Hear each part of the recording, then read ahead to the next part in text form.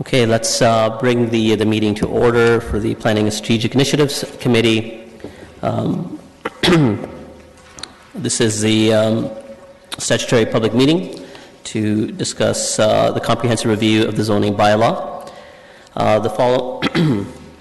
This is a formal meeting to consider application under the Planning Act if a person or public body that would otherwise have an ability to appeal a decision of the City of Kitchener to local planning appeal tribunal, but the person or public body does not make oral submissions at the public meeting or make written submissions to the City of Kitchener before the bylaw is passed, the person or public body is not entitled to appeal decision.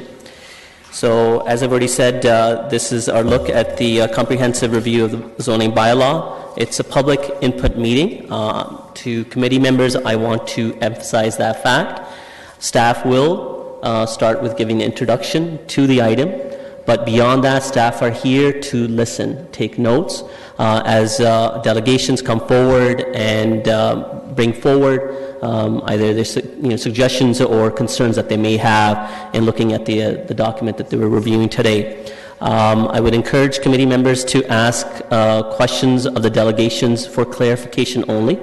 It's not necessarily the time for us to be getting into debate. We are not making any decisions today. As I said, it is a public meeting for us to listen to the public and for staff to hear those concerns. And further, staff are not prepared to answer questions on specific properties because they may not be familiar with the various nuances, and it's an opportunity for them to take that feedback and engage with the delegation proceeding forward to clarify further concerns that the delegations may have or to alleviate some of those concerns. So I will shift it to staff to make presentations. Go ahead. Thank you. Good evening. Today marks a significant milestone in the stage of this project. Staff is tabling a final draft of the zoning bylaw this evening for public review and comment. The purpose of this formal statutory public meeting is for members of the committee and staff to listen to submissions on the final draft zoning bylaw. Staff is not recommending that a decision be made today on this final draft zoning bylaw. This statutory public meeting was advertised in the Kitchener-Waterloo Record on April 6th and in the Kitchener Post on April 19th. An email was sent to our comprehensive review of zoning bylaw contact list, which includes approximately 990 property owners and stakeholders and agencies on April 10th. The final draft zoning bylaw and companion official plan amendment was posted on our project website on April 10th and was also posted as part of the staff report committee agenda on April 20th. The final draft zoning bylaw is a result of 4.5 years of work involving staff from across the organization, as well as agencies, stakeholders, and the public. I just want to take a moment right now to thank the countless members of staff and agencies and public and our planning consultant friends for all of their contributions to date on this significant body of work. This presentation will provide an overview of the process to date, some highlights on what is included in the final draft zoning bylaw, and outline next steps. Just as a refresher, zoning bylaws are legal documents that control the use of land and where buildings can locate on properties, and the size and dimensions of lots, as well as any parking requirements. The city's current zoning bylaw is over 30 years old, and it requires to be updated as a result of the city's official plan, which was approved by council in 2014, the region's official plan, and changes to provincial legislation and policy. Between March 2015 and May 2017, staff tabled a complete first draft of a zoning bylaw through a series of components. Each component introduced new sections and applied to new properties throughout the city. As each component was tabled, staff undertook a significant public consultation process, which included a review in each and every comment that was submitted. During this time, staff's focus was on preparing and releasing new components of the first draft of a new bylaw, and then responding to comments as part of the preparation of this final draft zoning bylaw. The consultation process that occurred for the first draft zoning bylaw went significantly above and beyond the provincial legislative requirements. On agenda page number 1-2, we go through the details on the consultation that occurred since 2014 and 2015. Individual notice letters were sent out to 3,410 property owners to advise them of proposed changes to the zoning of their property.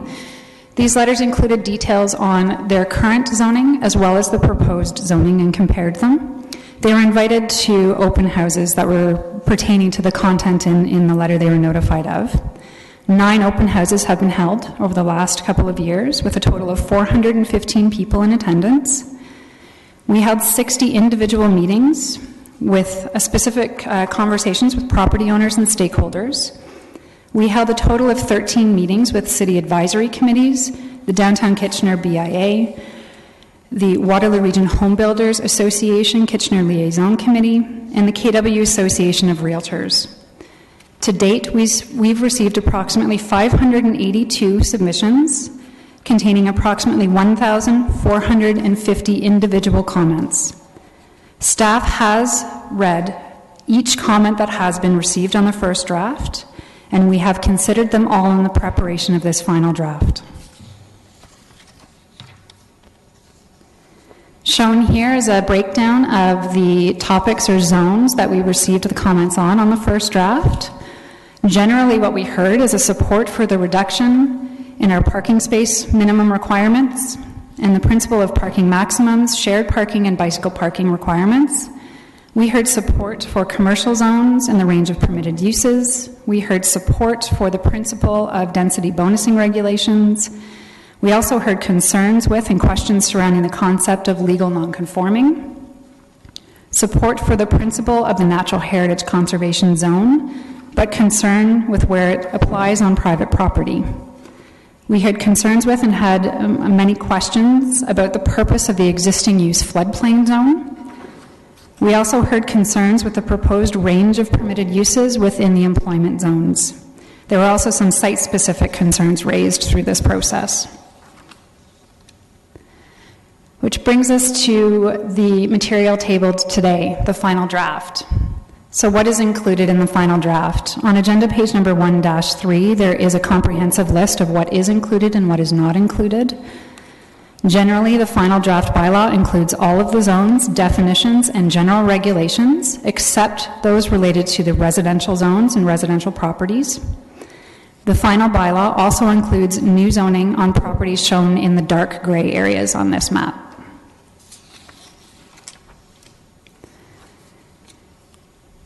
The final draft zoning bylaw is a progressive and forward-thinking document. It will continue to enable Kitchener to build great, complete communities. This zoning bylaw provides for the integration of land uses within buildings and on lots, resulting in a more efficient use of land. The zoning bylaw provides for places that are protected for skilled employment. The zoning bylaw also provides for community-based infrastructure such as schools, places of worship, and community hubs to be located within neighborhoods. The new zoning bylaw provides for neighborhood gathering spaces such as parks and natural areas. It provides for the conservation of Kitchener's natural areas and places less emphasis on the car by requiring less vehicle parking and more bicycle parking. This zoning bylaw provides Kitchener with an opportunity to continue to be leaders in city building. The final draft zoning bylaw also includes an update to downtown zoning that incentivizes development while ensuring that that same development makes a positive contribution to our community. There are proposed to be 4 downtown zones in the new zoning bylaw, and these zones ensure pedestrian scale of development for buildings along King Street. They generally provide for a maximum density of 3 times the lot area, and in some areas they provide for an increase in that density in exchange for community benefits. And we've placed a priority on affordable housing, public amenity areas, a mixture of dwelling types and unit sizes, sustainable development, and active transportation. The amount of additional density that could occur across the downtown varies.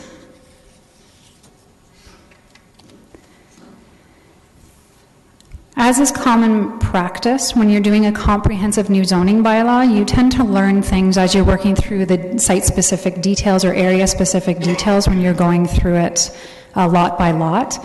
And usually that results in a companion official plan amendment. We do note that Waterloo and Cambridge, who are also doing comprehensive zoning bylaws right now, are also tabling final drafts with companion official plan amendments. We're recommending some refinements to the official plan, certain policies and land use designations to better reflect the original intent of these policies that Council approved. The purpose of this official plan amendment is to incorporate certain amendments to text, to redesignate a small selection of properties to better reflect the intended future use of these lands. The areas are shown on maps found in the agenda package starting on page 1-278. And to also update the bonusing implementation policies. So where do we go from here?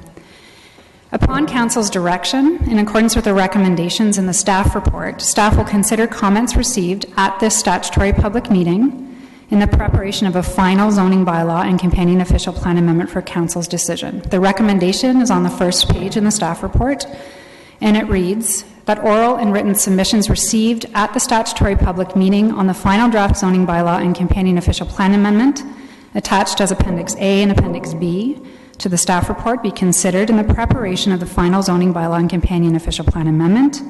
And further, that following the statutory public meeting, staff brings forward a final zoning bylaw and companion official plan amendment for consideration of approval by Council in 2019. The timing of the tabling of a final zoning bylaw for a decision depends on a number of interrelated factors. And my viewpoint is the most important of those factors is hearing the submissions today and again on May 8th. It's important that staff and members of the committee have an opportunity to hear what delegates have to say, consider them fully before we make any recommendations to you for a decision. At this time, we anticipate bringing forward a final zoning bylaw for Council's decision by fall of 2019. In advance of that, at this point, staff is recommending that we bring forward a final zoning bylaw and companion official plan amendment for the downtown, which would include an update to the downtown zones, as well as bonusing regulations and parking regulations. We anticipate at this time that we could do that in the winter of 2019. More imminently, to implement some zoning recommendations from the Residential Intensification in Established Neighborhoods study that was approved by Council in March of last year. In June, we anticipate bringing to this same committee an amendment to our current zoning bylaw. Since staff won't begin work on implementing the residential zones in the new bylaw, we felt it was important to advance certain zoning recommendations that came out of that study, and we do anticipate doing that through an amendment for your consideration in June. At this time, application of new residential zones to properties, including consultation with property owners, will begin at some point in 2019 and will take the next several years to complete. So this concludes the staff presentation, and we now look forward to hearing the submissions made tonight, as well as those submitted between now and the next phase of the statutory public meeting on May 8th. Thank you. Thank you, Natalie. So we will move forward to the delegation component of the meeting. And again, I want to reiterate something you already said, that we won't be asking questions of staff. It's an opportunity for them to listen, and questions of delegations will be more focused on clarification. First, we have Jerry Craigsman for 57 Edna Street. Jeremy? Mr. Craigsman? Okay, I'll circle back. And actually, in case anyone hasn't registered and they wish to speak, if you can please come down and register with the clerk as the meeting proceeds, that would be great. Next is Glenn Shields for GSP Group for 1800 Victoria Street North. Mr. Britton, sorry, there's another one too. Well, never mind, I'm just proceeding to the other one. Sorry, carry on. Thank you, Mr. Chairman, members of committee. I'm Glenn Shields with the GSP Group, and I'm here tonight to speak to you on behalf of the group of automotive dealers in the Victoria Street and Shirley Drive area. Mike Alkier from Victoria Star Motors is here with me tonight. Michael Crosby from Audi KW was about to join, but he got the flu, so he couldn't make it. This photograph illustrates the location of the properties that we're making the representation on. There are at the north end of the top of the photograph along Shirley Drive is the new Audi dealership. Immediately south of that is the Acura dealership, also a new dealership. Beside it is Grand River BMW and Mini. And then on the bottom, on the left-hand side, is Victoria Star Motors, long-standing Mercedes-Benz dealership. So these dealers have constructed relatively new buildings in this area. Victoria Star was there first, but they have also reinvested and created a significant expansion of their operation. Then Grand River BMW came along, more recently the Acura and the Audi dealers, and there's a significant investment in new automotive sales and service facilities in this area. They are large employers, employing a range of staff, sales, parts, technical, and business and financial operations. And they've clustered in this area because it's a regional location for them. It serves Kitchener, Waterloo, Cambridge, and Guelph from this location. In my limited time, I won't go through this in detail, but there's a significant investment that has been made here, almost $43 million in investment by these developers and dealers. There's about 20 acres of land, an annual payroll in the order of $16 million, and together they generate property taxes in the order of $770,000. So these dealerships are located in a business park, an area that's designated as a business park in the city's official plan. The current zoning that applies to these dealers are B1 in the case of the Audi dealership, B3 for the Acura and the BMW dealership, and M3 for the Victoria Star Motors. And with all these properties, the sales, rental, service, storage, repair of motor vehicles is permitted, and that's how these dealerships were established. So they were developed based on the official plan policies for the business parks and the zoning that was in place and is currently in place, but was certainly in place just several years ago when these dealerships were constructed. And the business parks were always contemplated to have a broader range of uses than just the traditional industrial areas, and they fit in that program. So the proposed condition in the new Crosby draft is to zone these dealerships EMP2 in the case of Victoria Star and EMP5 for the other dealers. And in this new zoning regime, repair is certainly permitted, car washes, detailing, those kind of things. But the sales function from that permitted use that's today in the zoning bylaw has been deleted on these properties. So we have certainly made a couple of submissions on this matter and received response, and the response is that the provincial policy wants to preserve these employment areas for employment type use, permitting only industrial or industrial related types of uses, and the auto dealerships are viewed as being more commercial in nature. Our view is that these are not commercial operations. In fact, they are unique, but they're certainly appropriate for business parks. Sales is certainly an inherent component of an auto dealership, but it's certainly not the dominant component. And I think there is certainly sufficient latitude in the provincial policies to permit auto dealers in these employment areas. the policies are certainly not definitive by any stretch of the imagination. And I think we have to recognize as well that they are unique, they require large plots of land, and they do have significant employment in highly skilled jobs. So we come to you as well with solutions. There are two listed here. The city could interpret their zoning bylaw to permit these kind of uses and to add the automotive sales and service function to the EMP zone.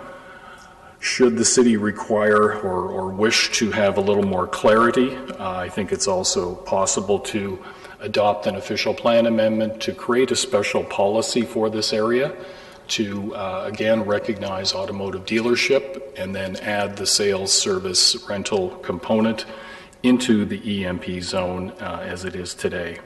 And as was noted in the staff presentation, there is an official plan amendment being proposed along with the zoning bylaw, and it deals with a number of other site-specific properties. So I think there is an opportunity now to indeed do that in this instance.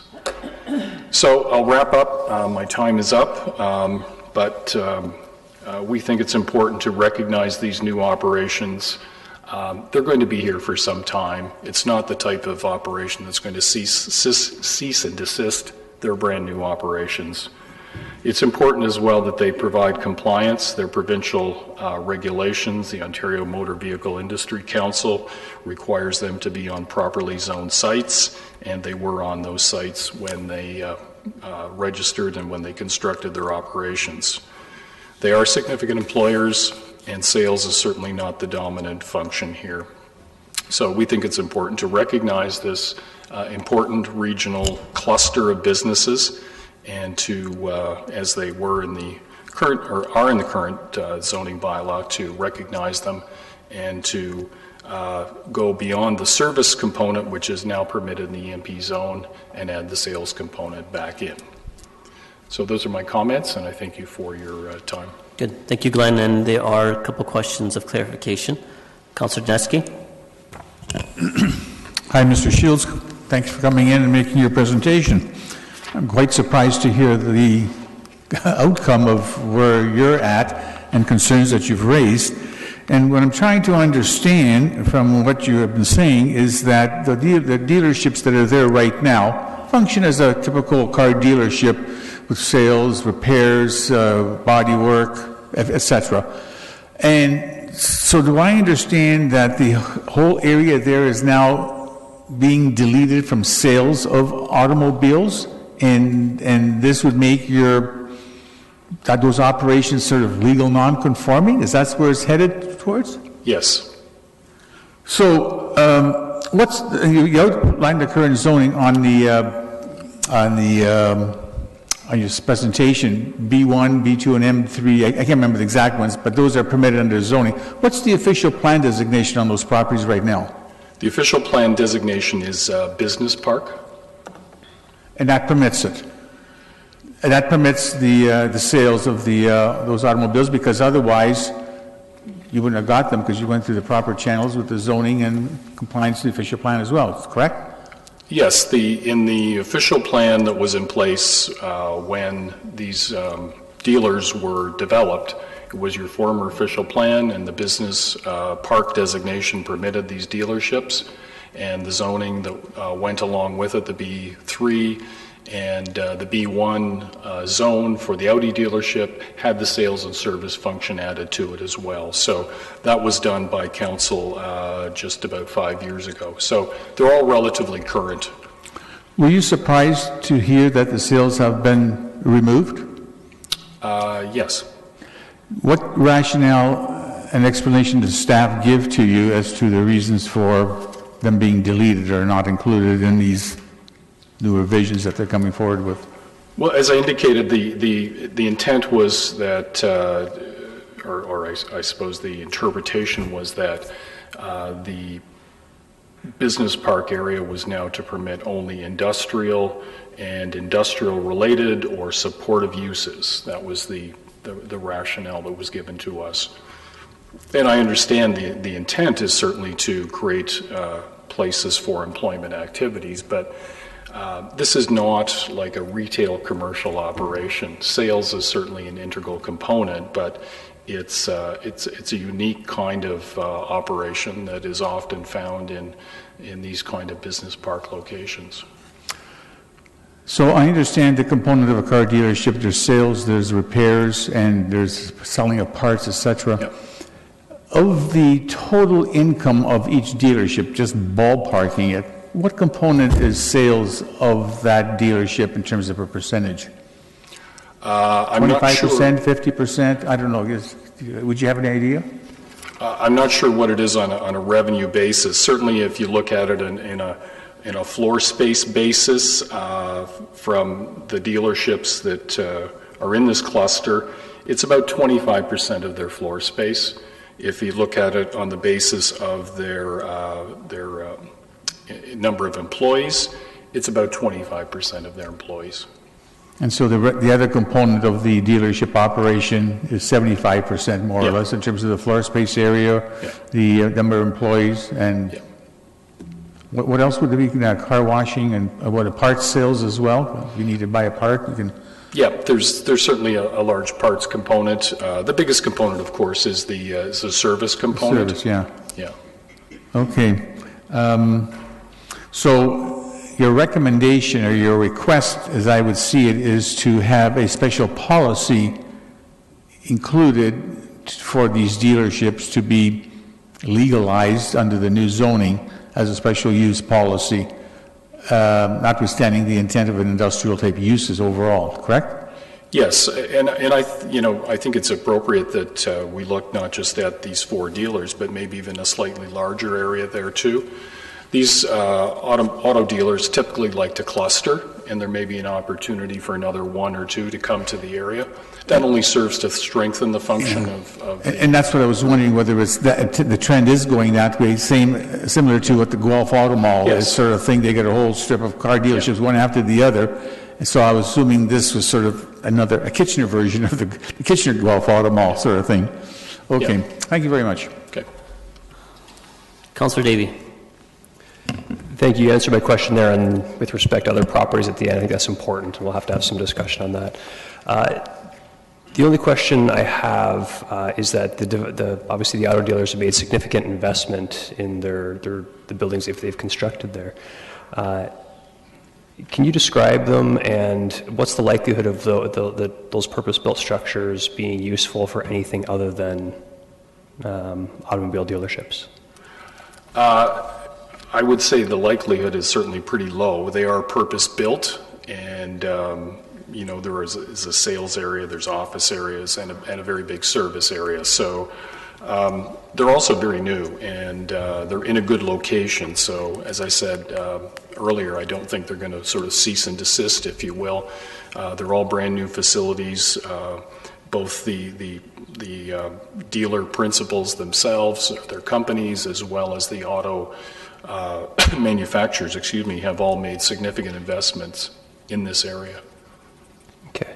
And just to close the loop on that last portion you spoke about, so you're representing the dealerships that we saw there, but it would be their preference for their business model that actually I found this interesting myself. I thought sometimes auto dealers would want to be left alone so there wasn't any competition, but the opposite's in fact the case. They like to have some competition so people can shop. No, it is. People do shop, but they're also, by having a cluster too, it also attracts other suppliers to the area. So firms that do body work, for example, or parts suppliers, they tend to locate in the same area because they can then serve the cluster as well. Okay, very good. And you mentioned in an ideal situation you'd like to see perhaps space allocated not only for these, but for 1 or 2 more potential dealerships to come in.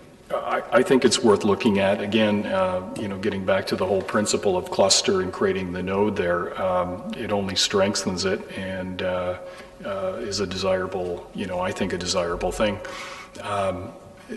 These businesses all employ a significant number of people, and it's a greater number of people, frankly, than a lot of highly automated industries or a lot of warehouse uses.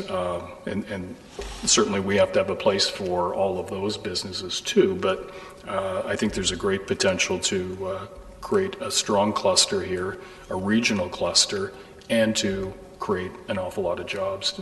Okay, thank you, Mr. Shields. Thank you, Mr. Shields. That's all the questions for you. Okay, thank you. Next is Rob Curry.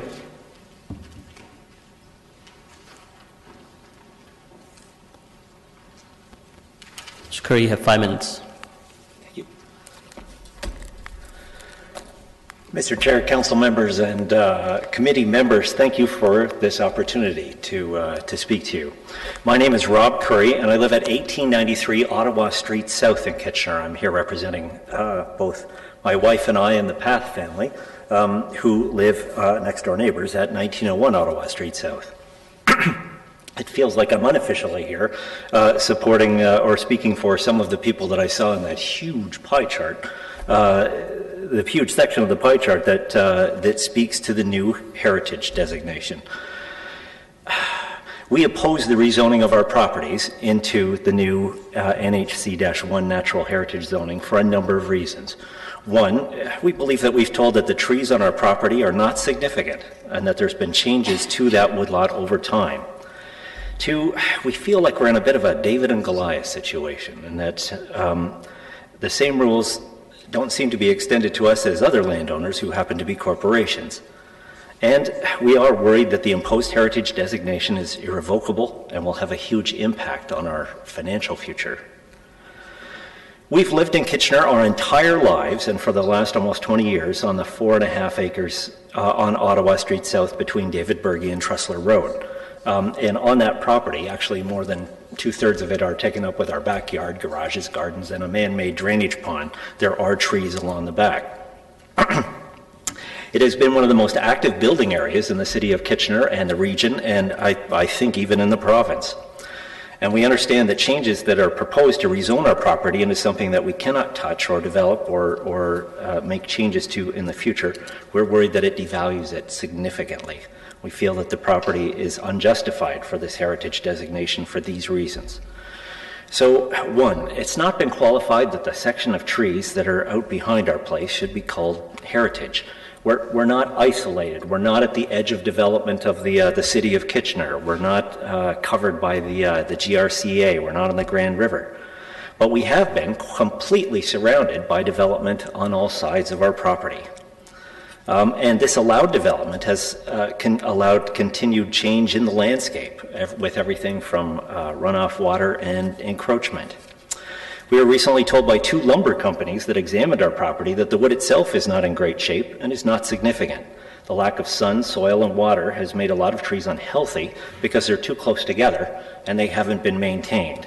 It's not something that we can really afford to do as a woodlot.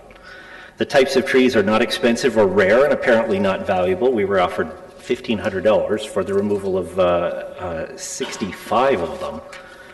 And but they did suggest that they remove so many to maintain the health of the woodlot and even for safety reasons owing to the falling of dead trees, which I have to tell you happens quite frequently.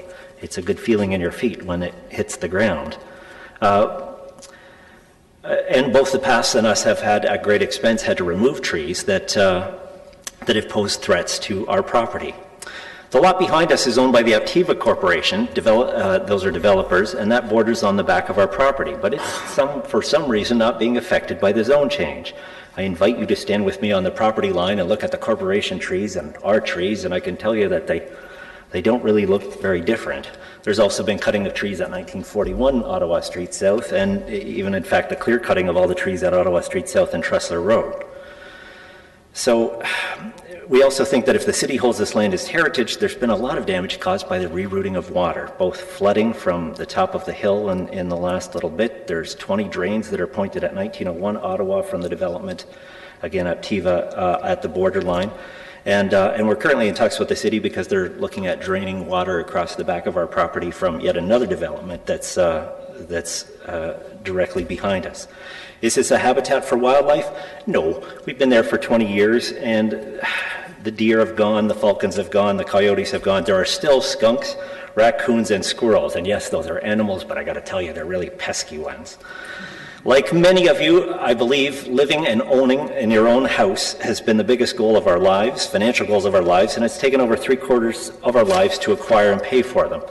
We're worried that by designating this, that it will hurt the value of our property from $2.5 million if it was for development to less than $600,000 if it's designated as heritage. We have a couple of solutions that we propose. Zone the property for development. It's a win for everybody on their own terms. We live and maintain it until we sell it to another private homeowner or a developer.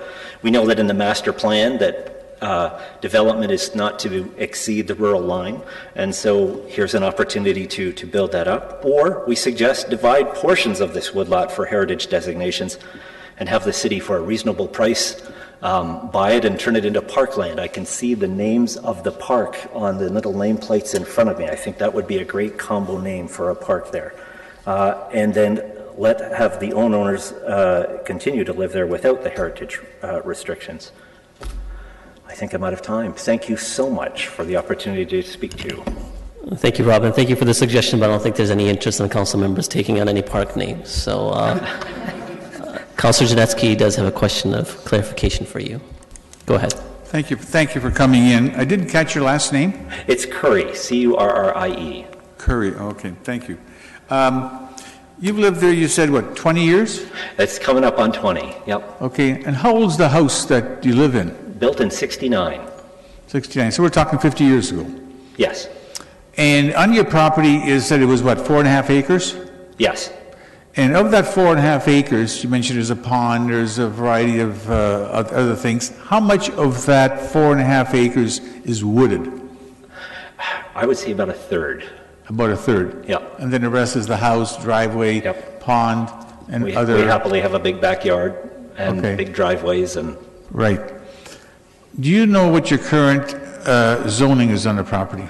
As right now, it's A1. It's agricultural residential. A1, so that's agricultural 1. Do you know what your official plan designation is currently on your property? The official plan, meaning the proposed No, zoning what's changes? on your property? You have zoning and you have official plan status, which is land use. Is it residential? Is it open space? Is it agricultural? What's the land use? Would you know that? Gotcha. I do not know that. Okay, well, I can find that out from staff. That's okay. I thought you may know, because I was just wondering what it's going from to what it's going to. The two is the natural heritage stuff. I will say that the city has been very good in sending us, when I look at those numbers of the number of mailings, I'm going, oh, that's us for at least 10 of them. In the mailings that we've had from the city, our property has been deemed everything from uninhabited, which is kind of insulting, to woodlot, to farmland. So even the designations on the official communiques from the city has been at times confusing. We've pointed out that we actually do live there and we're not uninhabited. Are you also here representing the people at 1901 Ottawa? Yes. Okay, how big is their property? Theirs is about the same, about 4.5 acres. Okay, and how much of their land is treed, wooded? I would say it's more than a third. More than a third? Yeah. Okay.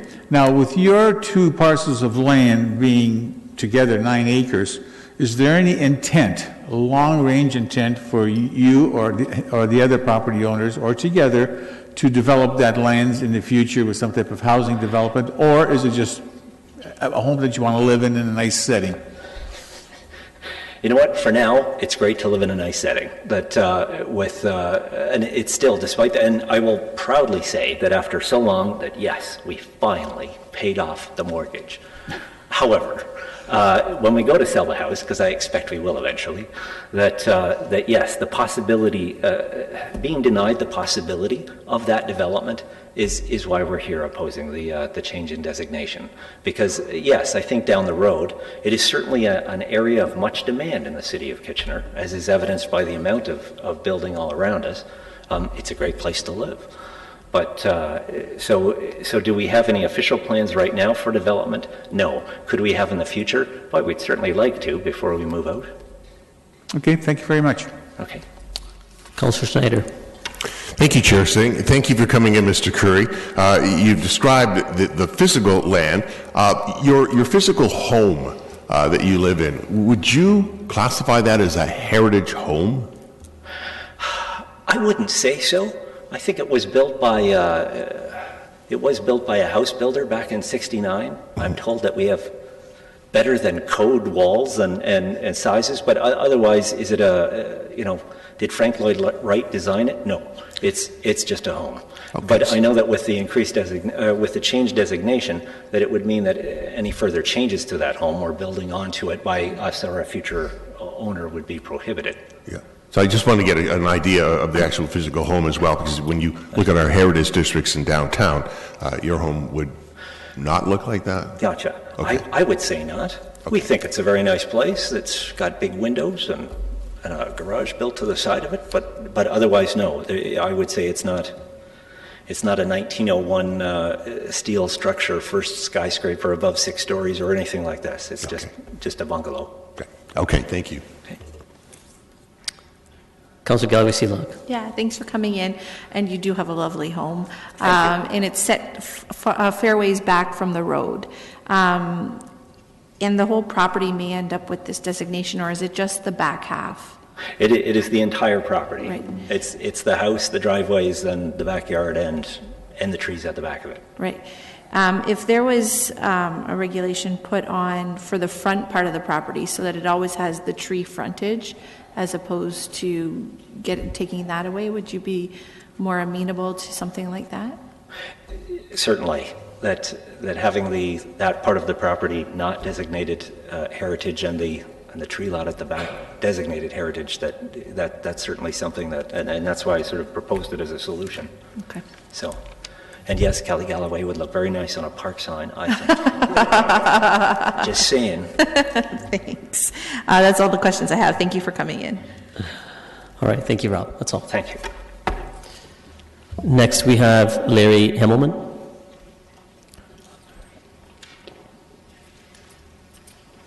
Welcome, Larry. Again, you have 5 minutes. Thanks, Mr. Chairman, members of council and staff.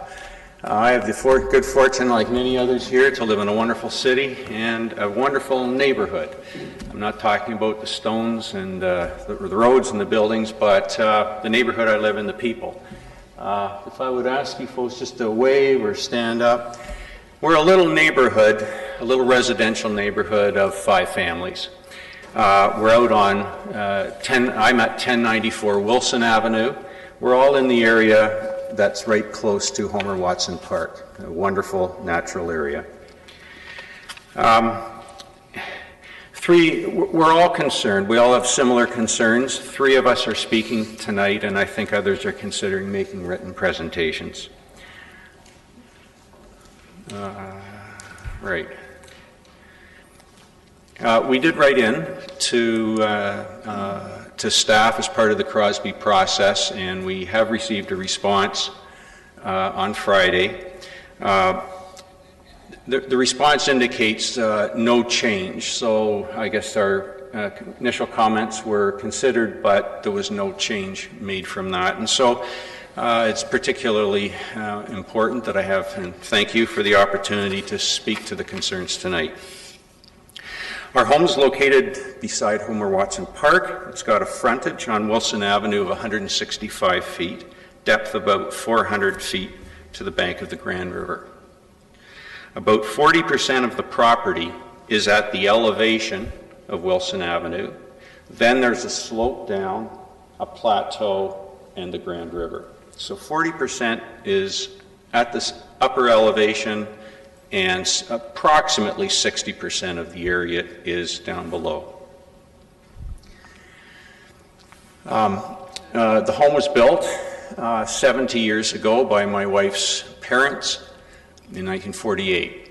My wife and I purchased the property about 40 years ago, put on a small addition so that her father could continue to live with us.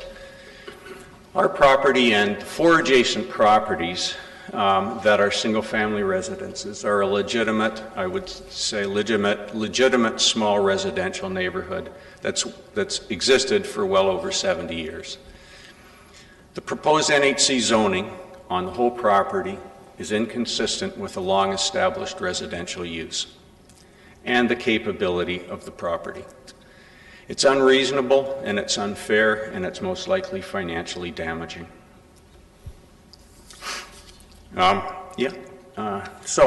Very quickly, this is the view from Wilson Avenue to the house. It's intended to show what's on the property. There's nothing remarkable. This is the side. I'm intending to show you the depth of the property up top. You could put 4 of our existing houses all in front of each other, in front of that house, and still have 20 feet clearance to Wilson Avenue. So it's a substantial amount of area on the top.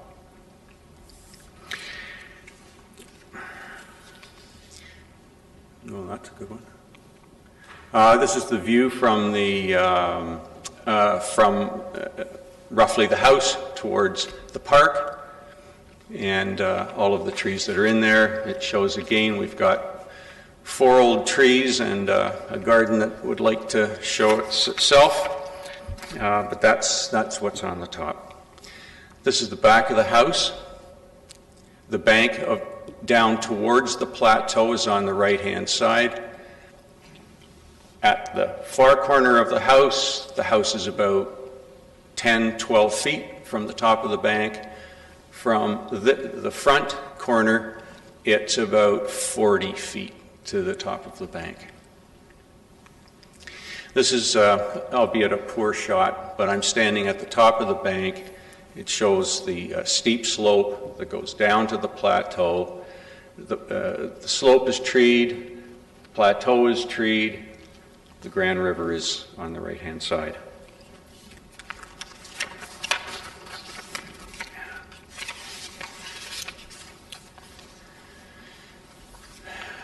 Residential use in our property has been and can continue to be consistent with natural feature preservation. We've maintained an undisturbed tree and vegetation cover on the banks, the plateau, and the lower plateau.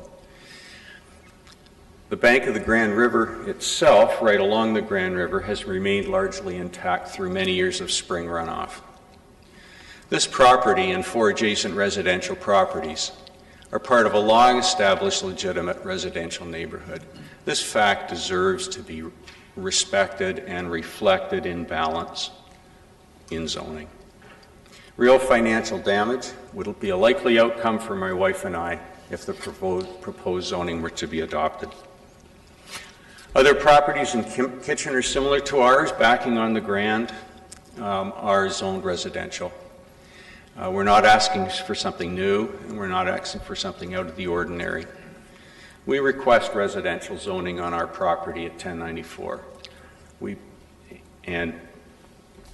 are very willing and would welcome the opportunity to enter into some kind of a negotiation with staff towards a solution to this. Mr. Chairman, one of the primary reasons...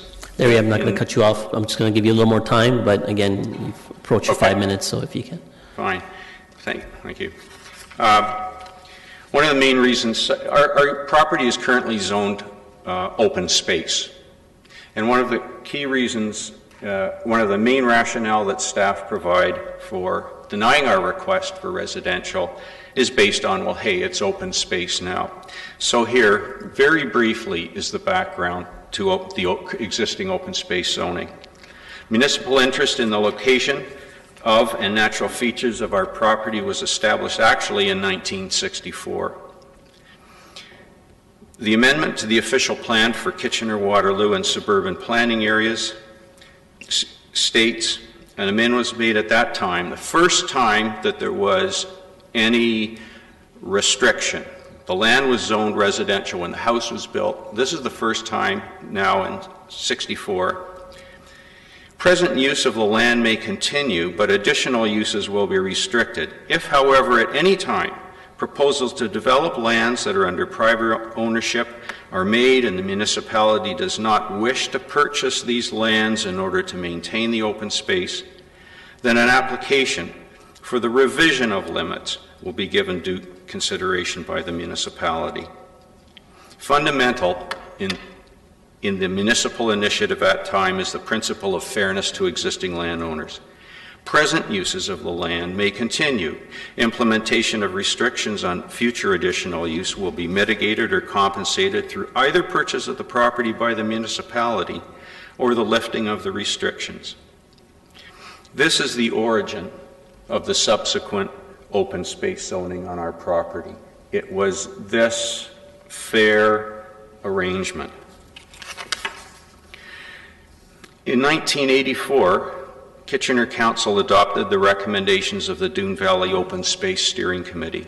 Recommendations, Redoon Valley Open Space and Concept Plan. The City of Kitchener's Department of Planning and Development reports to Council states, Areas 1, 4, and 6 are recommended for purchase by the City of Kitchener in order to achieve the recommended concept plan. Our property is located in Area 4. I attended the meeting at which the report was presented and subsequently approved. I was assured by Councillor Travis, who chaired the meeting, and Planning Director Brock Stanley, that our residential use was fully acknowledged and supported by the City in the interim, and that purchase of the property, as described in the Steering Committee report, would proceed on a willing seller, willing buyer basis. Based on these assurances, I withdrew my objection. Again, the municipality's plan for implementation reflected a principle of fairness to us. The restrictions on use would be addressed in a reasonable time frame through fair purchase of the property. Mr. Chairman, for reasons unknown to me, the City has delayed making an offer to purchase our property. And so, we're respectfully requesting the return of our rightful residential zoning in light of the City's failure to follow through with the acquisition of the lands for open space purposes. We're prepared certainly to discuss this further with you and with staff. Our interest is to achieve an outcome that's beneficial, that meets the City's interests, and is fair to us as well. Okay. Thank you, Larry, and I'm sure staff will engage with you after this meeting to answer some of the points that you have made or issues that you brought up. We have some questions from the committee of you for clarification. Councillor Fernandez. Sorry. Thank you, Mr. Himmelman, for coming in. So you say that you admit that you have taken very good care of this property. You've preserved the natural feature, maintained natural feature preservation, is what I heard you say. Yes. I'm puzzled as to why you would feel that this would hamper your ability to maintain the residence that you have unless you have consideration for development on that site, which would hamper that ability to do that. Well, yes, exactly. Certainly appreciate that there are restrictions on our property, the back half of the property. We back onto the Grand River. Grand River Conservation Authority has restrictions that are bona fide, and but it's the front part of the property where the house is. My concern is that an open space zoning or this more restrictive heritage conservation zoning is going to devalue our property when it's time that we need to sell it. So your interest in preserving the property, would you not believe that people would also be as interested in purchasing your property and preserving and maintaining the same kind of preservation of the natural features as you have? Oh, I'm sure that I believe that someone who lived there would very much be appreciating the environmental features around the property. My concern is that I don't have residential zoning on the top part of the property where the current house is and where houses could be built, like a replacement. Our house is 50, 60 years old. It's getting older. I want to have as few of restrictions as possible for someone placing a house on the part of the property where houses can be placed.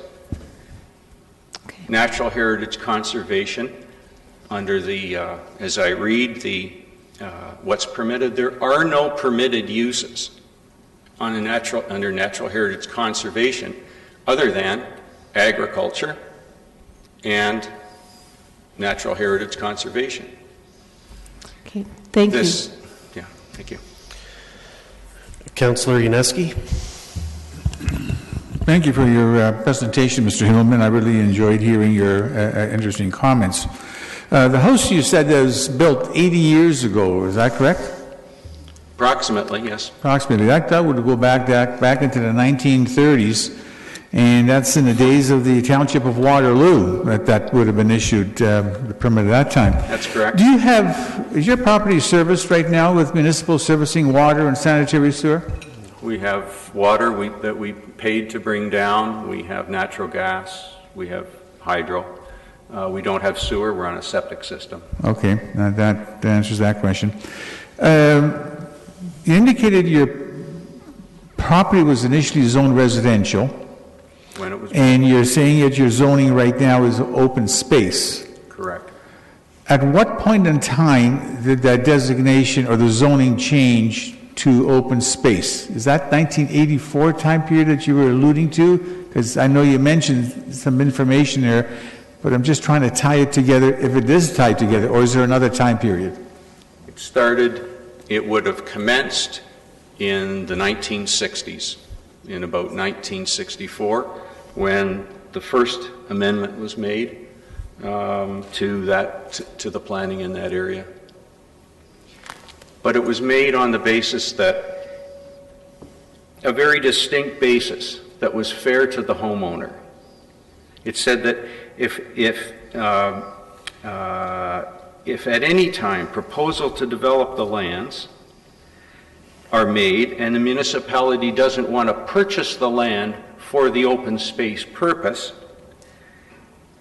then the revision of the limitations on the land would be given fair consideration by the municipality. In other words, if I were to propose to put a house, a smaller house, I mean ours isn't large, but it's not particularly energy efficient. If another house were to be placed, the municipality would have the option to say, no, we want this for open space, that's a new development. And at that point in time, the municipality could buy it or could drop the restrictions that are there and implicit in an open space zoning. So, yes. Okay, I see where you're coming from on that. Let me just ask you another question in terms of where you're headed on this. So if you wanted to put an addition on your property, you would not be able to do it because of the designation that's proposed. Like you want to put another big family room and stuff like that. They wouldn't allow it, right? It would be considered, I guess our current use of the property is considered legal non-conforming. That's correct. But what that means, sir, is that all of the other considerations, the purpose of the zone, is the very first consideration that staff and council would give the committee of adjustment to an application. My request to expand the house is the final consideration. It has to meet all the other open space features, which can be costly in terms of planning studies and planning reports, and may be denied, you know, if it interferes with a tree root or other sorts of things. So this heading down the path of the natural heritage conservation, I'm very concerned that it will be increasingly difficult for people in my situation to get permission even to modify their own homes or to build a replacement on it. So just further on the replacement, because this is another question I was just thinking of just a few seconds ago. If for whatever reason, an unfortunate reason, you had a fire and the house was destroyed, do you have insurance coverage, home insurance coverage, to rebuild on that same spot, the same house, replacement? Or because of the zoning, has your insurance people denied you that right? Because I'm just wondering how that ties in to allow you to do this. I believe Sorry, home insurance would Larry, just a cover second. rebuilding on the same If you can pause for a second. Councillor Davey? Sir, that question's out of line, has nothing to do with what we're dealing with here, and it's a private question that shouldn't be asked to the delegation. Sorry, I missed part of the question. I'm assuming you asked a question regarding the delegate's insurance? Well, yeah, because if he has a fire and he wants to rebuild, which is what this whole thing, would he be allowed to with this insurance, and would he be allowed to under the zoning? If you And I'm feel asking comfortable you. answering, I'll leave it to you, Larry. Again, I kind of agree with Councillor Davies' assessment that it's not in line for the purpose of today's meeting and talking about your opinion on your zoning and asking how your insurance may have a opinion or impact on it. But if you feel comfortable answering, do so. If you feel not, then you can say, sorry, it's not relevant. Well, I guess I can't give a definitive answer. Great question. I think it would work, but I don't know. Okay, thank you. Okay, And the time well, is up that's anyway. fine, and I knew it was a tough question as to whether you had that or not, so but I thought you may know. But it has an Thanks. implication on the future for you. That's the point I'm getting at. Okay, thank you. Thank you very much. Yeah. Councillor Marsh. Thank you, Larry, for your, Mr. Himmelman, for your great presentation. Before I ask you a question, I just want to ask the chair a question. So if we have questions that would be best suited to be answered by staff, but that are points of clarification about the delegates tonight, at what point would we be able to ask that? It won't be tonight. Not We tonight. can address those questions. You can take note of them. I'm sure Yeah. staff are taking a summary of the delegates, of what they're presenting, and that can be clarified one-on-one as we approach afterwards. So perhaps even, could we ask, while staff are here taking notes, that they, when there are obvious questions that are being asked that really, it's not the delegate who knows the answer, but it is staff, that we ask them to be proactive in emailing council to answer some of those So questions? proceeding to this meeting, that was my assumption, that that's what staff would be taking. They are taking diligent notes over Great. there. Yeah, 'cause- And perhaps a summary, that's a good suggestion. Yeah. A summary of all the delegates and the questions that were raised, and just outlining some answers to council. And again, if you have further questions of that summary, I'm sure you can engage with staff afterwards. Of course, but if that's a fair request, that would be great. Thank you. I noticed some nods, so I'm assuming they're in agreement. Okay, sorry to add to your plate, Natalie. Okay, so Mr. Himmelman, I just my main question was about what are your hopes for the back end of the property where there's the hill and all the trees. That your understanding is it that you would want to change that at all, or no? No, it's really, I think it's fine the way that it is. And Is it under the? it's been in the same sort of state of growth for 70 years. There hasn't been any changes made on the back. Is it actually under the jurisdiction of the GRCA? A significant portion would be under the authority of the GRCA because it has the mandate to protect the river and the banks of the river, and I guess some in a certain section back from the bank. Okay. So Does any volunteer from there or maintain it, or is it the expectation that the property owner would look to maintain the woods back there, or? we would love it if they would come and do some repair. No, I haven't approached them, but I haven't seen them come to do any maintenance work there. Okay, so with regard to this new zoning, the natural heritage conservation zoning, would it be amenable to you if there was a compromise where the portion behind your property was in fact zoned natural heritage conservation, but the portion in the front would be zoned in a way that would allow residential? Yes, absolutely.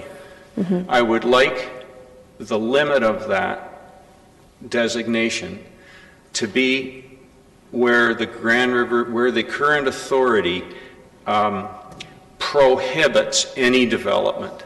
Not has restriction on it, but where it would absolutely be prohibited. People can work with restrictions if there's, if you need to address an erosion concern, there's multiple ways to do that. But where there's a prohibition in development, I assume that's along the bank and a certain Okay, that's steps fine. back. Yeah, I'm sorry anyway. to interrupt, but I understand where you're coming from. I think perhaps there's an opportunity, as has been already mentioned, for further dialogue on this. Thank you. Well, I'd appreciate that. Thank you very much. Councilor Gazzola. Yeah, thank you for coming in, and your neighbors. I know you've already done a lot of work. I can tell by your presentation that you've been engaged with this for a number of years. One of my questions was answered that you would be amenable or would, as a compromise, consider part of the back part of it being designated as a natural, and I'm glad to see that you're prepared to try and cooperate. You've been dealing with this for a bit of time now. Have you presented your viewpoints to our staff, and have you, in doing so, have you been given considerable reasons for the direction we're trying to go into as compared to what your thoughts are? I haven't had the benefit of any recent discussion with staff. I made a written submission in 2015 in terms of this Crosby process, and I just really received a response on Friday. Okay, so you haven't had a chance to really argue it out or discuss it then? That's correct, sir. Yeah. Okay, that's why I wanted to hear it. Good. Thank you very much. Thank you. Councilor Davey. Thank you. I'll try and be quick. I just want to make sure I understand. So your land's currently designated as open space, but the agreement that you have going back sometime says that you could, if you applied for development of your property, either to subdivide or to build a new home, the city would have the option to either purchase it or approve it. Is that's kind of what I heard, which is a very unique situation, but that's... Yes, that's my understanding of what has been in place, but most recent reading makes me wonder whether anyone remembers that but me. Yeah, no, that's fair. Yeah, you have a very legitimate concern, and I appreciate it. Just one other quick question, hopefully to speed it up a little bit. So is your property unique to the situation, or do the neighbors that you're representing, do they have the exact same situation of being designated open space along that way? Do you know offhand, or are they planning on speaking? I believe they all are open space. Okay, thank you. There are a number of the delegates from the same street that are coming forward as well. All right, Larry, that's all the questions of you. Thank you for presenting. Yeah. Thank you. So next we have Paul Britton, and Mr. Britton, I see here on the sheet that you'll be speaking on multiple properties. Yes, Chair Singh, I'll be speaking on 3 properties, but I intend to hopefully keep my submissions to 5 minutes or less. Thank you. That'd be great. And just for clarity, the 3 properties that I'll be speaking to, one is 2980 King Street East, and that's the charcoal group. The second property is 529 New Dundee Road South, and then the third property is the Bingman establishment on Bingman Center Drive. And I would note that from the outset, we participated with your staff, and I would like to compliment Ms. Goss and her team for the thoughtful approach in drafting the zoning bylaw. And I'm here this evening primarily because of the legal obligation that you read from the outset, Councillor, in terms of participating as part of the public meeting process. So my comments this evening really are matters of clarification. So dealing with the charcoal property, I believe everyone is aware of its location. It's well located. It's bounded by 3 streets. There's a triangle, King Street to the south, Fairway Road to the east, and Morgan Avenue to the west. So it's one of 3 or 4 properties within that triangle, and it's close to the expressway and close to Fairway Park Mall, and historically has been located within the only primary node from the old official plan. So this is an example of the surrounding land use. There's a mix of residential, commercial, and just immediately beside is the 12-story hotel, and to the rear of the hotel is the parking facility that everyone, I'm sure, has been to at least once. This is looking southeasterly along Morgan Avenue, and to the rear is an existing walk-up apartment, and the entirety of the block represents what I would suggest is a good mixed-use redevelopment opportunity. In terms of the official plan, it designates the triangle as mixed use, and the property and the triangle in its entirety is within an urban corridor according to the city's urban structure map, which is an area within which intensification and redevelopment is encouraged. It's well served by existing and proposed transit, and both Fairway Road as well as King Street are designated transit corridors. And in terms of existing transit, it's well served by existing transit. There's 2 specific matters I wanted to bring to your attention. And the first is the official plan makes provision for increased building height, subject to satisfying staff and the city with respect to compatibility-related matters and other considerations. And it's really a policy framework that contemplates that there may be a future zone change which would come before you. One matter that you may not be aware of is according to the Planning Act, there can be the potential for a 2-year moratorium on future zone changes coming forward, measured from the date that the zoning bylaw is adopted by council. And the specific concern is if a redevelopment opportunity came along, such as this property, if the moratorium was approved by council, a zone change application to increase the height may be prohibited. So the specific request is for council to consider that moratorium in circumstances within which it may or may not apply, or should it apply at all. Alternatively, the ask would be that consideration be given to providing for the 12-story height at this time as a height that's consistent with what's in the neighborhood. The second specific matter is the proposed zoning has holding provisions, which is a technique that's put in place that, subject to satisfying the city engineer with respect to sanitary services, the holding provision could be released. That holding provision is recommended by staff on account of the force main that's required for the Freeport pumping station. My understanding is that tender has recently been let, with the force main intended to be constructed this construction season. So by the time this zoning bylaw comes back for formal approval, the need for the holding provision may be no more. So I'm just raising that as a matter for staff and for council to be aware of at such time as the bylaw comes back before you. The second matter is 525 New Dundee Road. I'm aware that Councillor Fernandez has been out to site, and we're in process of trying to clarify the extent of the flood line on that property. And I'm just raising that now so that if there's a need to adjust the map between now and when the bylaw comes before you, that opportunity be provided. And finally, with respect to Bingaman Park, we're working quite closely with staff. The objective is to ensure that those uses that have historically been permitted are carried forward into the new zoning bylaw.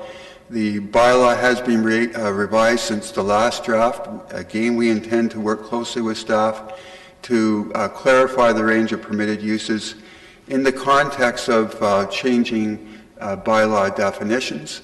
I don't have any specifics today, but I'm raising it as a matter of public record in the context of our formal obligations to participate as part of this process. Those are the comments, and we thank you and be pleased to answer any questions. Look at that, you finished with a lot of time to spare. So there are questions. Councillor Fernandez? Go ahead. Yeah, thanks, Mr. Britton. Can you just clarify what you're talking about on 525 New Dundee Road when you're talking about the flood line being reassessed? Yes, and what happens, and just to clarify, there's the environmental features are on the property. Those are to be retained. The buffer is to be retained, and the minor adjustment to the flood line is well removed from the features as well as the buffer as well as the butternut plantation that was planted. But we find ourselves in the unique situation where the floodplain was created in large part because of the construction of Highway 401 and an undersized culvert underneath the highway. So what we're trying to do simply is to do a minor square off of the property to provide for an efficient parcel, while at the same time maintain the environmental features and the setbacks associated with them. Are you asking also for a change in height on that property? No.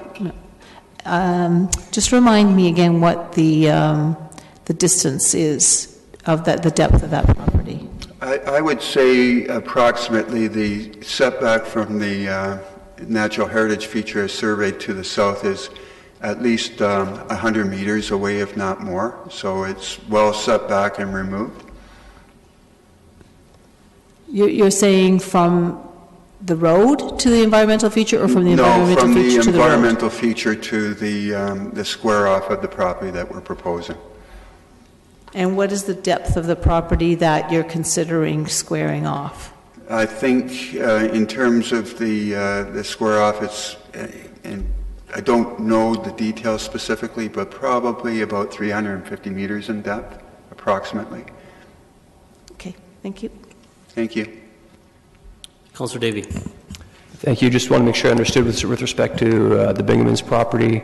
What I heard was all of the concerns haven't been resolved yet, but you're working through them, and should you not be content as this comes back, then you would raise them individually. That's correct, and I have every confidence that we'll work through those issues. Okay, thank you. Yeah, thank you. Thank you, Mr. Burton. That's all the questions. Thank you. Next, we have Neil Taylor. Mr. Taylor.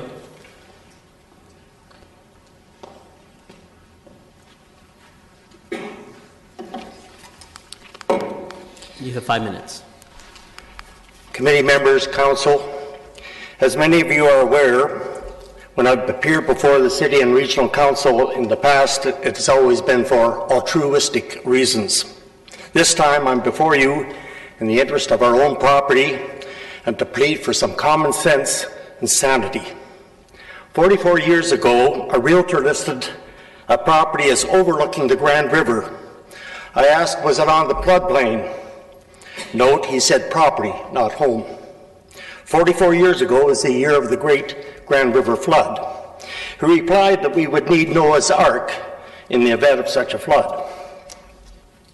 We acquired the property and enjoyed living here and sharing the joy of the property with people throughout the province, particularly to our bird feeding station. Our stewardship of the property is exemplary and is accomplished without the zoning, policies, and oversight of local governments and agencies. It could be contrasted with the management conducted by the city at our neighboring Homer Watson Park, where erosion degradation has continued through at least 44 years. Last Wednesday, city staff provided information to bolster their reason to have our residents zoned natural heritage conservation instead of the appropriate resident zoning. It was revealed that inaccurate and inappropriate mapping was used to determine the zoning rather than the actual use and intended use, residential. Apparently, city planners now recognized what this property owner has asserted for years. That is, P2 open space in the previous comprehensive zoning bylaw was inappropriate to the use, residential. Please keep in mind that this use preceded the property being part of the City of Kitchener, and the council recognized that it was part of the township of Waterloo at one point. Since staff also advised that now the region has amended the extent of the regionally significant woodlot said to be on our property. One may assume that this was a result of the unreliable use of aerial mapping and the failure to visit the site. I am qualified to know what a significant woodlot would be. I assure you, there is no significant woodlot whatsoever on our property. Yet neither regional or city staff have conducted site visits, so now we have two levels of government that admit errors. I'd like you to see the maps, if you have them in front of you, of the letter I sent on April 25th. The first one has a blue line on it to indicate the showing of the edge of the bank, which is in front of 1016A and 1016B. My neighbor, Mr. McKenzie, was here, and it was the former ownership of my wife. The second map at the bottom shows GRCA mapping of the so-called oversteep that extends through plus or minus 75% of 1016A Wilson Avenue, including a foundation of a house that has existed for 80 years. A reasonable person might conclude that the GRCA has overextended and overreached its right for reasonable management. Consider how a house would remain in place on an oversteep location for 80 years. This is just plain silly. More errors. You should be interested to know that 100% of the lots on 668 and 640 on Hidden Valley Road and parts of Hidden Valley Road itself are located on oversteep gradation. Two houses there and a swimming pool are on oversteep gradation. Amazing mapping by the GRCA that the city staff relies on. The city staff failed to conduct a site visit, yet relied on faulty, incorrect, and misleading information from sources other than their own is reprehensible. Relying on this incorrect and misleading mapping became and continues to be a modus operandi. City planners admit they had erred in the previous comprehensive zoning bylaw. Once again, they err in the new Crosby. It seems that some whimsical method was employed to address a property that existed before the city had jurisdiction. Applying a natural heritage conservation zone, which still does not permit residential use, is without merit. City planners are employing draconian methods in attempting to protect an area that does not need protection. I ask city staff to do the right thing, revisit and reconsider the proposed zoning after a site visit, and then zone it R1 residential, appropriate to its historical and continuing use. Certainly, there are surfeit of protections already in place to achieve what seems to be the desired intent without placing an impediment upon our property. Thank you. Thank you, Neil. There is a question. Councillor Gazzola. Yeah, I want to first, thank you for coming in and for the work you've done. Have you had an opportunity to present to council as much as you wanted to present? Was it 5 minutes? With all the work you've done, 5 minutes is... Thank you, Councillor Gazzola.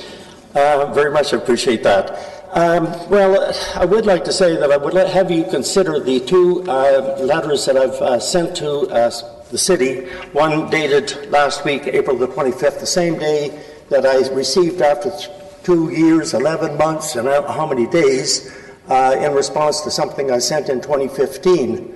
But I still have yet to receive a response to a submission I made in 2016 also to do with Crosby, but nothing to do with my property.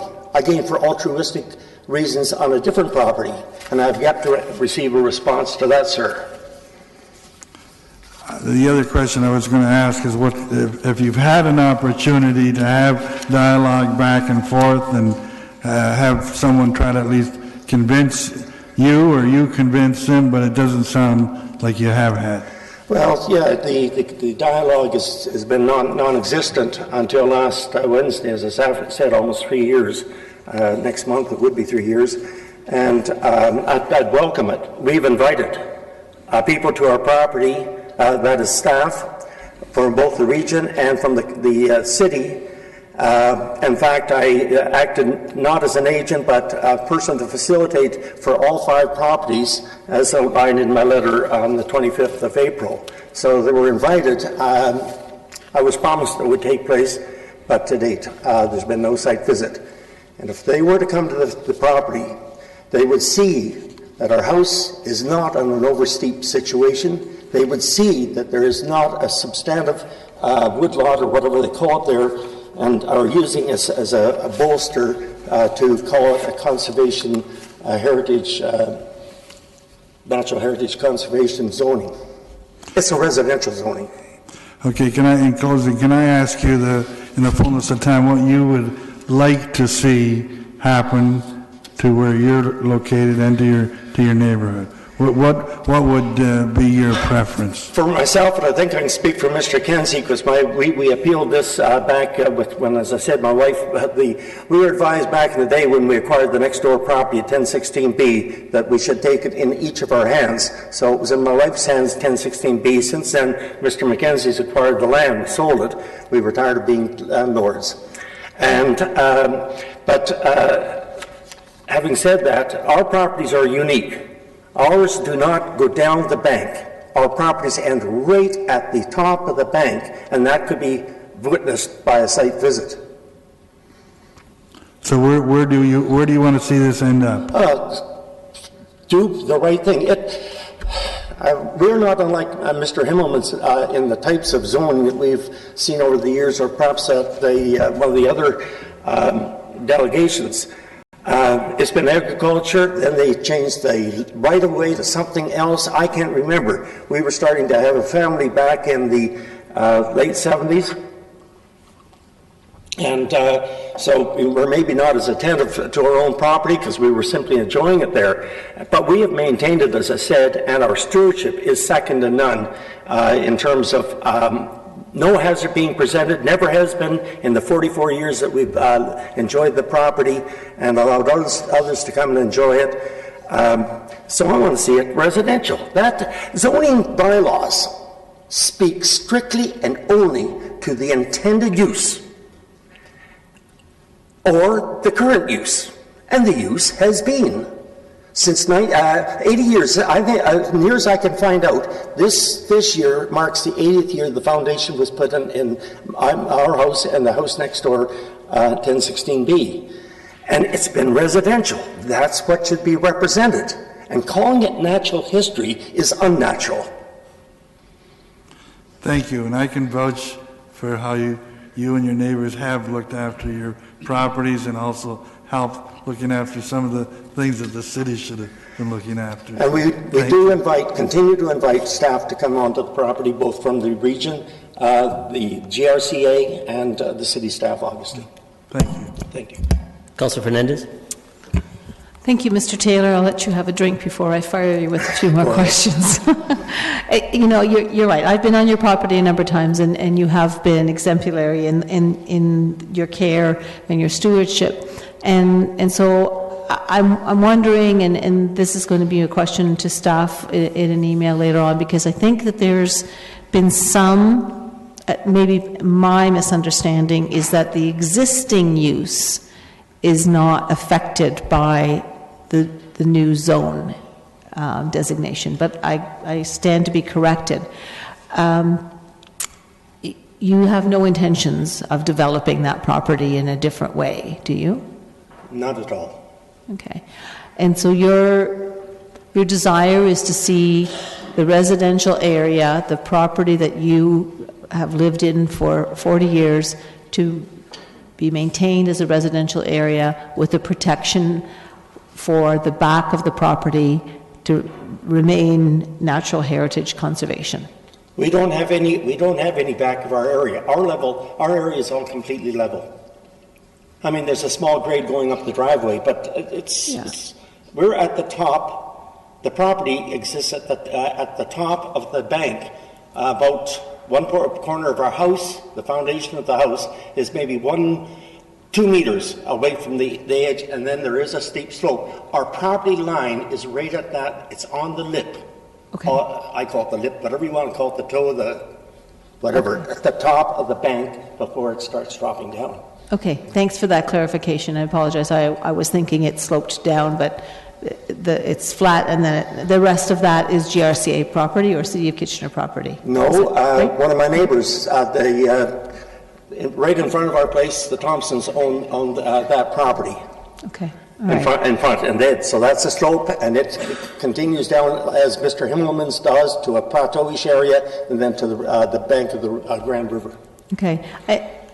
You saw how... Excuse me, and likewise with Mr. Mackenzie, 1016B. It's the same thing with our 2 properties are quite different from the other 3. Okay.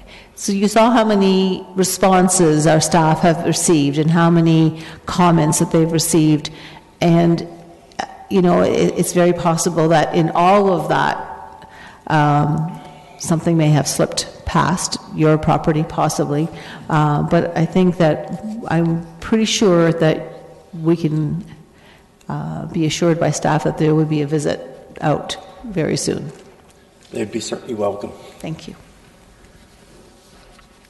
Thank you. There's one more question quickly. You may see members of council stand up. It's not that, we're getting tired of listening. It's just we've been in meetings around the Horseshoe since early afternoon, so sometimes you just have to Thank you. specialize. And once again, maybe to make sure that it's understood the question Mr. Gazzola asked me, Councillor Gazzola, that the 2 letters, the one that was sent yesterday, dated the 29th, and that was only because I didn't have an opportunity to respond before that to the letter I got finally on the 25th. So this was one letter from me that dated the 25th, one the 29th. I'd like those to be part of the considerations as part of my presentation.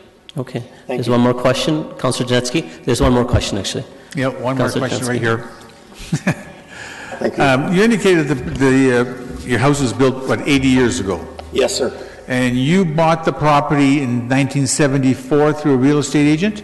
Yes, well, from an owner through a real estate agent. Oh, okay, correct. well, that's fine. And at that time, what was the property zoned? I don't recall. I think it might, I do recall parts of it was agricultural. It had, I think, more than one zoning on the property. And I have sought out, Councillor, and it's such a fair question, but I've never been able to get a fair answer from the city, from the archives, to find out what it was in '74 and what it was back historically. I am unlike Mr. Himmelman, whose father-in-law acquired that land, and so he has, through his wife and the files of Mr. Crelock, some historical data that I don't have privy to. Neither have been able to find that out from any of the through city staff. And I appreciate that, the difficulty that you have here. So we've got 5 properties here that are in consideration from the 5 property owners here. And maybe you can answer the question on behalf of the others. So were all those 5 properties built about the same time, 80 years ago? I think Mr. Himmelman said that house is about 70 years. I think the Hirons house would have been before that again. 3 of the houses of the 5 I can't even hear you. 3 of the 5 houses would have been 80-plus years ago, and then our house was built in 1948. Okay, so they're all over 50, 60 years of age, more or less. Okay, there's nothing that was built 20 years ago or anything like that. No. Okay, and that's the point I'm just trying to get at. So if you had zoning residential at the time, and now that the zoning is official open space, P2, does anybody know when that change happened? Because if it would happen to all of you at the same time, as opposed to at different times. Would you have known that? I think some of that might have taken place at the same time. For instance, when we moved there, where the current location of the Bell offices are on Grand Crest Place, there was a Mennonite farmer there with his sister. The Bell Depot was always there. Stan Hirons, where the Colt factory is, where we come along our lane to access our property, and Mr. Mackenzie and the Thompsons, there's a right-of-way that goes between the Colt gun manufacturer and the Bell Telephone Depot, so right away there. So that was a farm field, and again, Mrs. Himmelman recalls that because she grew up in their residence, and that preceded me by, I don't want to say what your age is, Monica, but we moved there, as I said, in 1974, and so I can only have that. But going back, perhaps to help you again, sir, I want you to keep in mind that was agricultural. And it was, I know parts of it was zoned that way because it was farming taking place when it was still in the township. And what the city did with that at that time, I'm not able to find out. So that agricultural zoning would have been where that Mennonite farmer is, probably, that's what you're referring to, over next door. Yeah. Because you're saying your lands were zoned residential as well as probably the other four. There was parts of it for sure agricultural. Yeah. Now, the one thing I also noticed here, you got 5 addresses, of which 3 addresses are 1016 ABD. So I'm assuming you have mutual right-of-way to all those 3? Is that sort of from one wide driveway? Is that the way that is divided and shaped in there? It's been just a wonderful thing for lawyers. Councillor Tetsky, again. We have a common right-of-way over. It's quite a complicated thing, but it's been all resolved by way of a bylaw, a comprehensive bylaw, when we sold 1016B to Mr. Mackenzie. It was all done legally and through the planning department. Okay. I think registered on title. Councillor Janeski, I'm not trying to single you out. I do want to make this point. The reason why I'm being a little bit more flexible today, because this is a public input meeting. I don't want the public, the delegation, to get that impression that we're trying to stop discussion to take place or questions to be answered. But aspect of, again, referring back to a previous question of insurance, mutual driveway, we really want to focus on what staff have outlined as a recommendation in the report as a change, and the delegation at the points that they're making. Past history, some of it may be relevant, but from the questions you've asked, I'm kind of questioning. So please, we want to focus. We want to respect the time of the delegations as well. That's all the questions, sir. Thank you very much. Appreciate the opportunity. They got no frontage. That becomes a planning issue. That's how it works. And if you have questions of staff for clarification afterwards, I outline that. We have every opportunity to clarify those points afterwards. And we have other delegations speaking to those addresses as well. So next is Scott Mackenzie.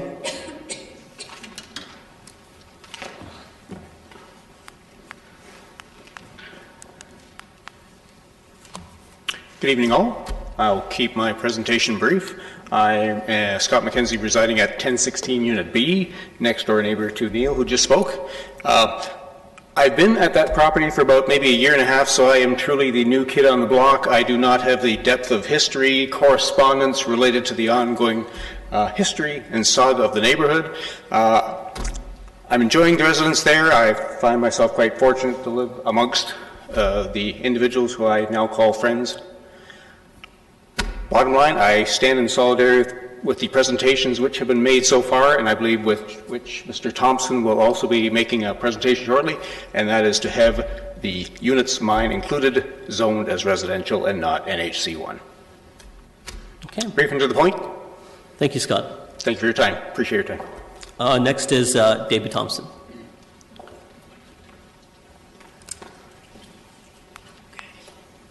Good evening, all. I've never been to one of these before, so please bear with me if I fumble a bit. I didn't want to come, actually, because I thought, this Crosby plan is so complex, so huge. Who cares about a single homeowner? But then I thought, if my concerns happen to be similar to others, maybe it'll be worth the comments. In terms of where my mind is at in talking to you tonight, when planning gave us a summary of the various concerns that different people had, you can put me in the box of the concern where I don't think the boundaries between the zonings, at least insofar as our property is concerned, are appropriate. And my attitude, and I'm a retired chartered accountant, so I tend to think in terms of cost benefit and risk reward and that sort of thing. And when I think about this whole process, when you think about being at it for 4.5 years, imagine the cost and the time. And if we're going to invest as a community in a project this large, I guess my attitude is, hey, let's make sure we get everything right, down to the smallest of detail if we can.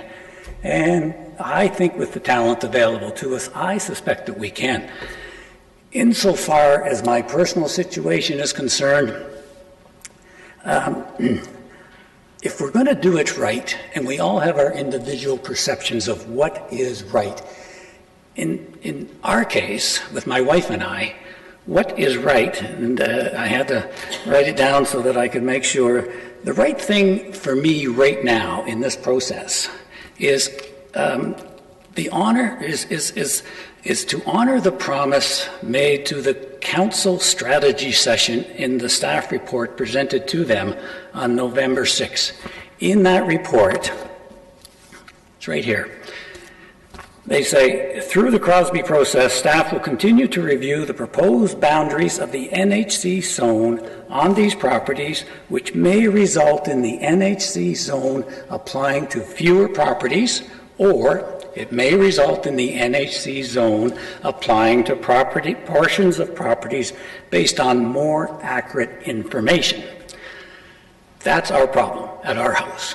We do not believe that planning has accurate information to apply the boundaries properly.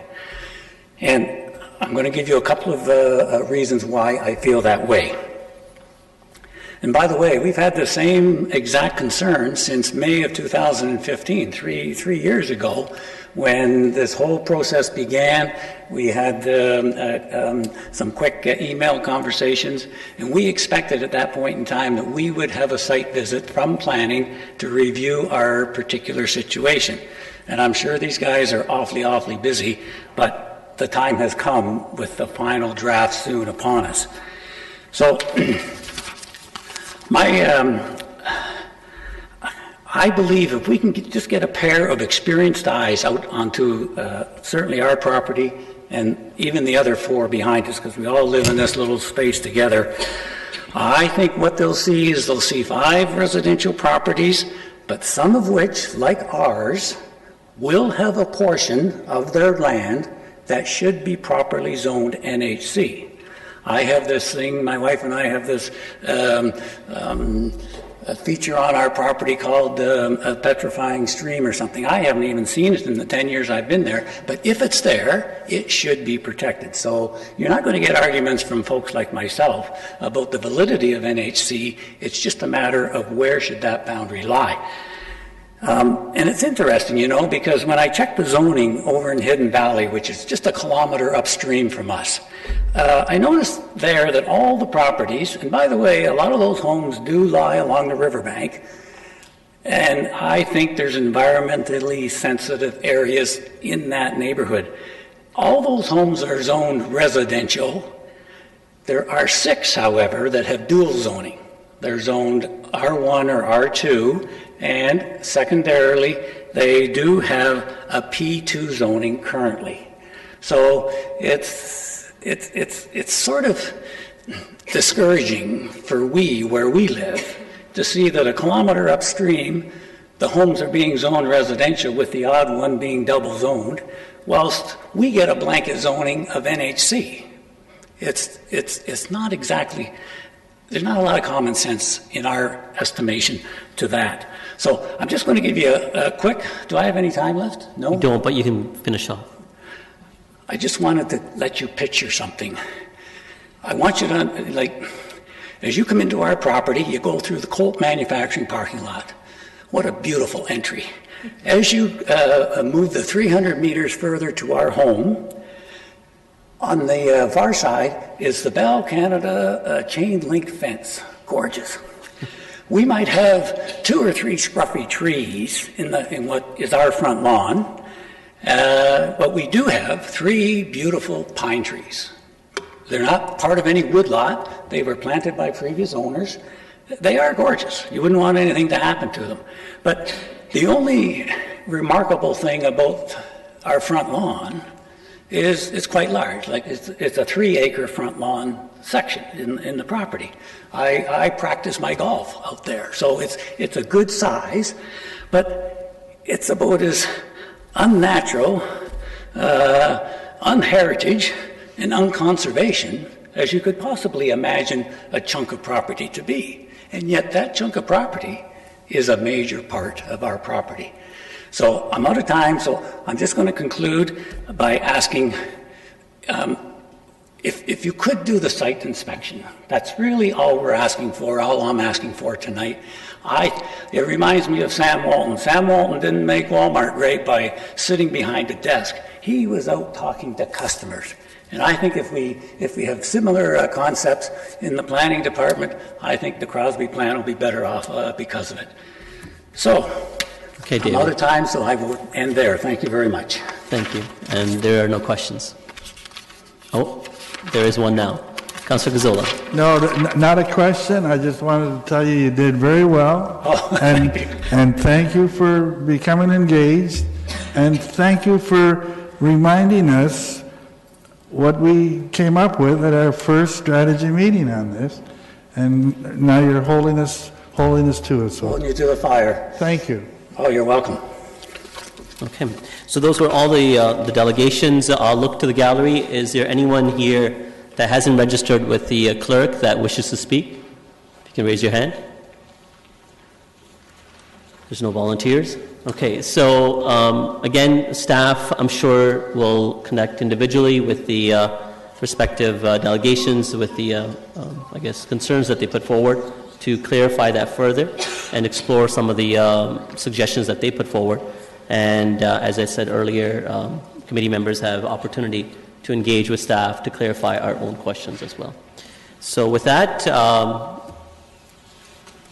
sorry? Yep. If I can take a mover for the recommendation, Councillor Davey. No need necessary to second in a committee, so all those in favor? Opposed? And that carries. Thank you. All right. Thank you, everyone.